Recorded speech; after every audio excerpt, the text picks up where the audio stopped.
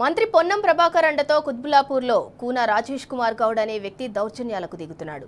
Pet and veterinary medical షాప్లో ఎలాగైనా 50% partnership కావాలంటూ నిర్వాహకులపై ఒత్తిడి తెస్తున్నాడు.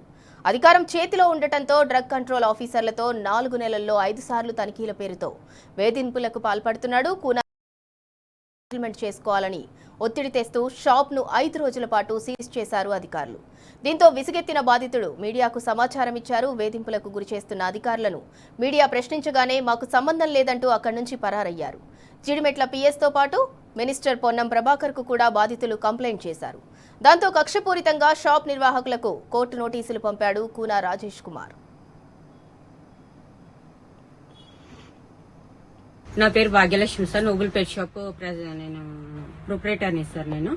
మాకు 4 నెలల నుంచి వెళ్ళి ఇబ్బంది పెడుతున్నారు సార్ చాలా. రాజ్ కుమార్ అనే వ్యక్తి కుత్బుల్లాపూర్ లో అతను మేమంట పార్ట్నర్షిప్ ఇవ్వాలంట సార్. అతనికి పార్ట్నర్షిప్ ఇచ్చి 50,000 ఇవ్వాలంట సార్. నేను ఆడదానికి చేసుకుంటున్నాను సార్. నాకు జీవనోపాధి లేక నేను షాప్ లో పెట్టుకొని 14 years నుంచి చేసుకుంటున్నాను సార్. నేను ఇది 4 నెలల నుంచి మమ్మల్ని చాలా ఇబ్బంది పెడుతున్నారు సార్. అతను డ్రగ్ ఇన్స్పెక్టర్ పంపించేసి లేకుండా పెడుతున్నారు అనేసి బిల్లు కూడా సబ్మిట్ చేస్తాం సార్. అన్ని సబ్మిట్ చేస్తాం, అన్ని కరెక్ట్ గా ఉన్నాయి. 14 ఏళ్ల నుంచి వెళ్ళి లేనిది ఇప్పుడు ఈ 4 నెలల నుంచి ఇబ్బంది పెడుతున్నారు సార్. నా పేరు తిరుపతి అండి, డ్రగ్స్ ఇన్స్పెక్టర్ కుత్బుల్లాపూర్.